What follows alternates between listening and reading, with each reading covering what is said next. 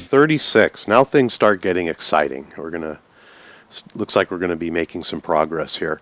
Let's start off by saying the part number 85460-13, this unit right here, which is mentioned in the manual, again, is on that tree that is mislabeled.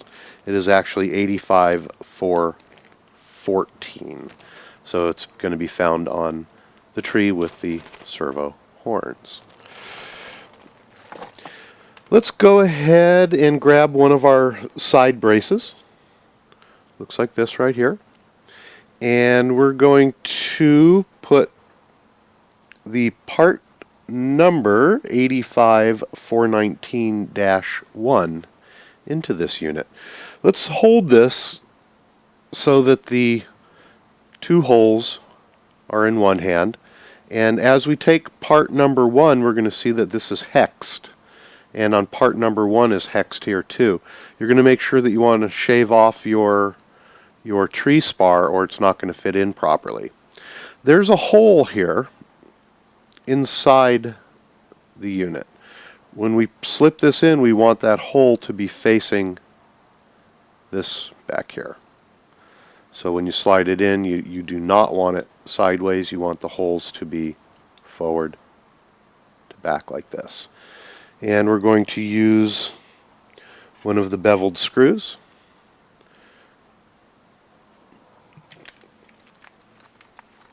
to hold it in.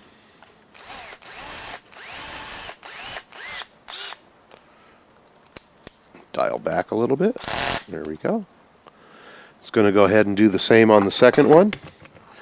Again, making sure that the hex portion in the hole is facing this way.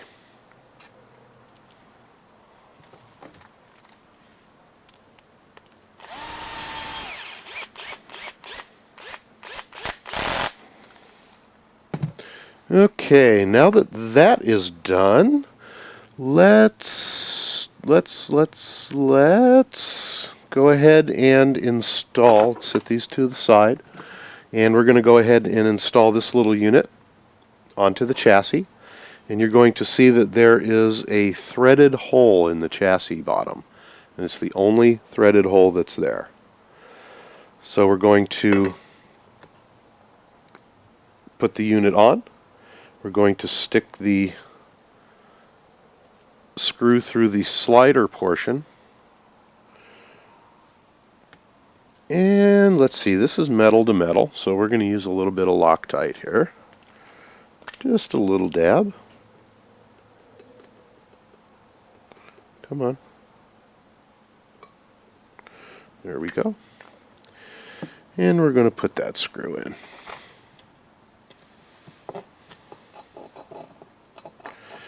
People often ask what this part does, and it keeps your servo arm from folding over. And when we install the servo box, you'll take a look at that, and we'll show you. Let's make sure at this point that it is slid all the way forward in that little slide. And then go ahead and just tighten it down. You don't have to crank it down too hard, but go ahead and tighten it down. Now comes the fun stuff. Let's grab onto our front unit here. Make sure that you hold the bottom part here because stuff can fall off. And we're going to place this onto the, I'm knocking around some parts here, let me move those. We're going to place this onto the chassis. And for our alignment points to start off with, as we're first putting it on, we're going to take these two units right here that come out of the bottom of the steering rack, and we're going to align those up with these two holes in the chassis. Now you can either do it by taking this down and laying the chassis down onto it, or if you want to keep things from falling apart, you can hold it like this and align up the holes on the bottom. You can see how they poke through. And then gently turn it over. and that's how it sits. Now if you did it properly, you're going to check it out, and all the holes are going to align on this top plate. You'll see them on both sides. They should all align up properly. If they're not aligning properly, take a look why. And at this point, those are the only 2 pilot holes that we have. So it's got something to do with that. So take a look and make sure everything's sitting in there properly. Once that's down, we're going to grab one of our side pieces. They're universal, so it doesn't matter which one goes where. And we are going to screw those on to the 2 holes on either side of the chassis right here.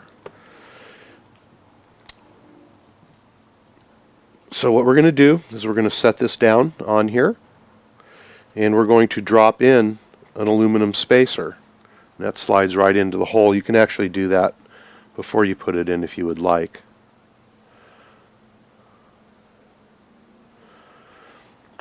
Then we're going to get some Loctite and put them onto the button head screws that we're going to use, because this is a metal to metal connection.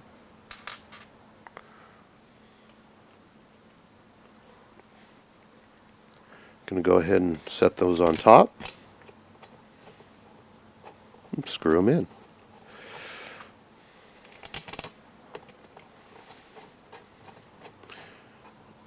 We're going to go ahead and repeat that process for the second side.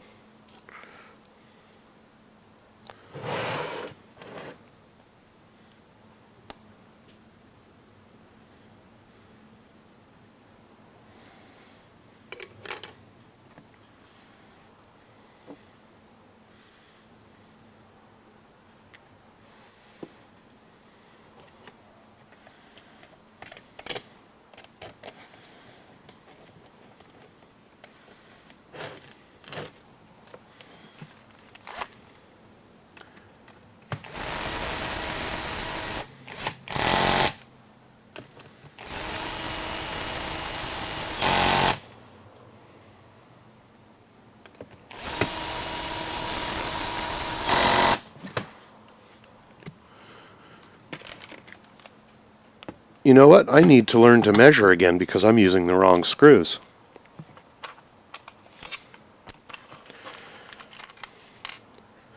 Here I am just grabbing stuff out of the package, and it's the wrong stuff. I'm using a screw that's too long. So I'm going to go back and use the proper size screws.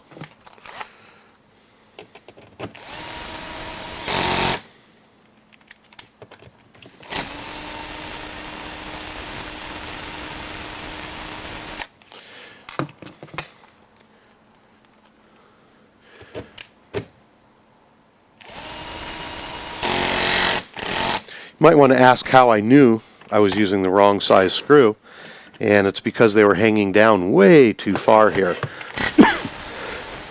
Excuse me. HPI is really accurate with their screws and their screw lengths. So if anything is sticking way out where it doesn't belong, chances are you've used the wrong screw, just like I did. So I'm kind of glad that happened, because if it happens to me, it's happened to somebody else. I can guarantee that. A lot of people out building these kits. So we'll just very simply swap them out.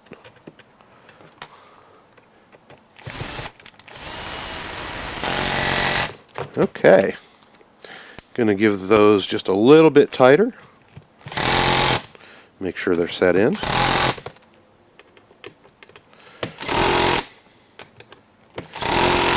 Now I'm going to double check and make sure that there's no binding going on in the steering. Put some of my tools away here. I'm going to make sure everything is functioning properly. Make sure that everything is nice and free. If it's not, then you're going to have to go back and double check. Starting to look like a Baja now. It's starting to take up some space on the workbench. We're going to go ahead now and get out all the pieces and parts and move on to step number 37. Step number 37 is pretty straightforward. We're going to grab our part number 85421 skid plate, which is this unit with the little hook on the bottom, and we're going to get 2 of the beveled screws, double check and measure them, make sure that they're the right length, and we're going to insert the screws into the 2 back holes on the front portion of the chassis. That's going to help secure that front bulkhead.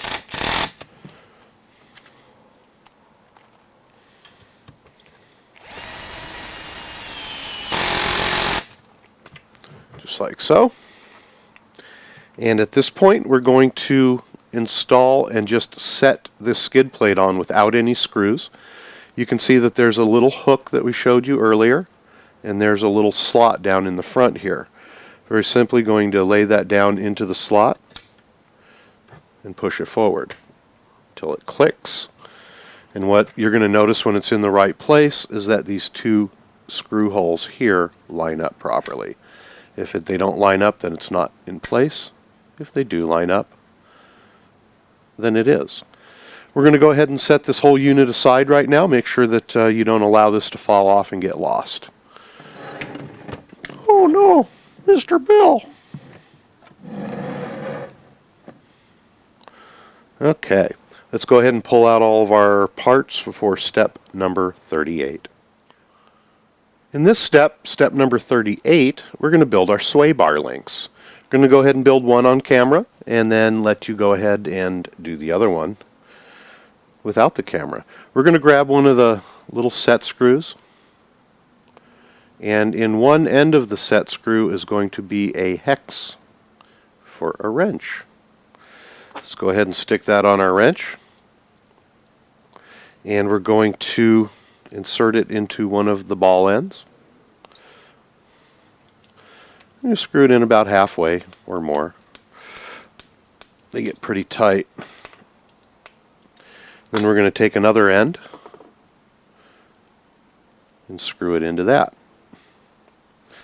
When you're done building these, they need to be opposing about at a 45-degree angle.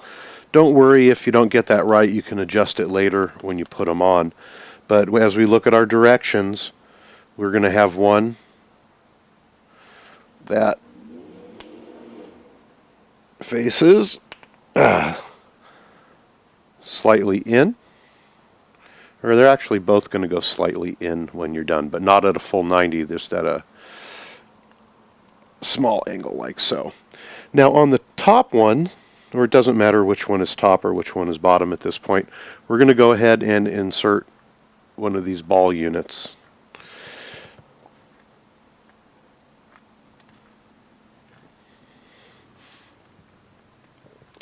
Sometimes those are stiff little puppies to get in there.